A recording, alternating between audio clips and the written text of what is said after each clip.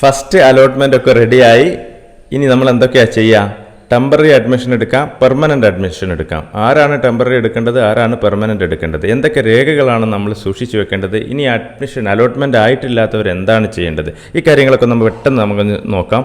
ഉദാഹരണത്തിന് ഇപ്പോൾ സ്കൂളുകളിലൊക്കെ ഹെൽപ്പ് ഡെസ്ക്, അതായത് അഡ്മിഷൻ ഡെസ്ക് റെഡിയായി, പ്രിൻസിപ്പളുടെയും അതുപോലെ HITC എന്നൊക്കെ പറയും ആ ടീമൊക്കെ റെഡിയാണ്. ഇനി നിങ്ങൾ ചെല്ലുകയാണ് വേണ്ടത്. അപ്പോൾ നിങ്ങൾ എന്തുമായിട്ടാണ് ചെല്ലേണ്ടത്? HS CAP വെബ്സൈറ്റിൽ നമ്മൾ കയറുന്നു, കാൻഡിഡേറ്റ് ലോഗിൻ ചെയ്യുന്നു, അതിൽ നമ്മളുടെ പ്രിൻ്റ് ഔട്ട് എടുക്കുന്നു. അലോട്ട്മെൻറ്റ് പ്രിൻ്റ് ഔട്ട് ഉണ്ട്, കൃത്യമായ ഒരു പ്രിൻ്റ് ഔട്ട് ഉണ്ട്, 2 പേജിലുള്ള പ്രിൻ്റ് ഔട്ടാണ്. അതിൽ എല്ലാ രേഖകളും നമ്മൾ എന്തൊക്കെയാണ് അഡ്മിഷന് വേണ്ടിയിട്ട് അപ്ലൈ ചെയ്തിട്ടുള്ളത് അതൊക്കെ കൃത്യമായിട്ട് പറയുന്ന പ്രിൻ്റ് ഔട്ടായിരിക്കും. ആ പ്രിൻ്റ് ഔട്ടിൽ രക്ഷിതാവും കുട്ടിയും ഒപ്പൊക്കെ വെച്ചതിന് ശേഷം സ്കൂളിലേക്ക് പോകുമ്പോൾ സ്കൂളിൽ കൊണ്ടുപോകേണ്ട രേഖകളാണ് നമ്മൾ ആദ്യം നോക്കേണ്ടത്. പ്രധാനമായും നിങ്ങളുടെ SSLC, CBSE, ICSE വട്ടവർ നിങ്ങളുടെ ഗ്രേഡ് നിശ്ചയിക്കുന്ന ആ ഒരു എക്സാമിൻ്റെ ഡിജിറ്റൽ കോപ്പി നിങ്ങൾ കരുതിയാൽ മതി. മറ്റൊന്ന്, നിങ്ങൾക്ക് ഗ്രേഡ് നിശ്ചയിക്കുന്നതിൽ നിങ്ങളുടെ ബോണസൊക്കെ കൃത്യമാക്കി നൽകിയിട്ടുള്ള കുറേ ഗ്രേഡുകളുണ്ട്, നിങ്ങൾ ടിക്ക് ചെയ്തിട്ടുണ്ടാവും മുമ്പ്.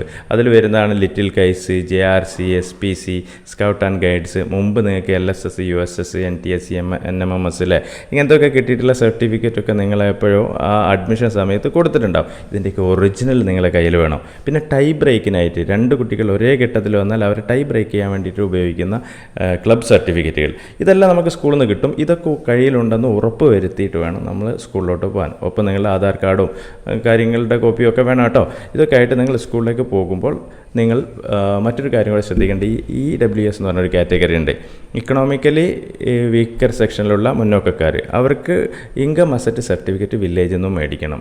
ഇതൊക്കെ റെഡി ആണെങ്കിൽ മാത്രമേ സ്കൂളിൽ നിങ്ങൾക്ക് അഡ്മിഷൻ തരുള്ളൂ. ഇത് സ്ക്രൂട്ടിനി ചെയ്തിട്ട് മാത്രമേ അഡ്മിഷൻ തരുള്ളൂ. ഇനി ഈ പെർമനൻ്റ് ആയിട്ട് അഡ്മിഷൻ എടുക്കേണ്ടവരാരാണ്? നിങ്ങൾ ഓപ്ഷൻ കൊടുത്തു. ഫസ്റ്റ് ഓപ്ഷൻ, നിങ്ങൾ ഇഷ്ടപ്പെട്ട സ്കൂൾ, അലോട്ട്മെൻറ്റ് കിട്ടി, നോ ഡൗട്ട് നിങ്ങൾക്ക് അവിടെ തന്നെ അഡ്മിഷൻ എടുക്കുക. അവർക്ക് ഇനി മാറാനൊന്നും പറ്റില്ല, നമുക്കറിയാലോ. രണ്ടാമത്തെ കാറ്റഗറി ടെമ്പററി ആരാ എടുക്കേണ്ടത്? ഇവർ നന്നായി ശ്രദ്ധിക്കണേ. ഈ ടെമ്പററി എടുക്കേണ്ടവർ, ഒന്ന്, നമ്മൾ ഇഷ്ടപ്പെട്ട സ്കൂളെല്ലാം നമുക്ക് അലോട്ട്മെൻറ്റ് വന്നിട്ടുള്ളത്. രണ്ടാമത്തത്, നമ്മൾ ഇഷ്ടപ്പെട്ട കോഴ്സ് കോമ്പിനേഷൻ അല്ല, സയൻസ്, ഹ്യൂമാനിറ്റീസ്, കൊമേഴ്സ്, ഇതിൽ നമ്മൾ ഇഷ്ടപ്പെട്ട നമ്മൾ ആഗ്രഹിക്കുന്ന കോഴ്സ് കോമ്പിനേഷൻ അല്ല വന്നിട്ടുള്ളത്. ഇങ്ങനെയാണെങ്കിൽ നിങ്ങൾ ടെമ്പററി അഡ്മിഷനാണ് എടുക്കേണ്ടത്.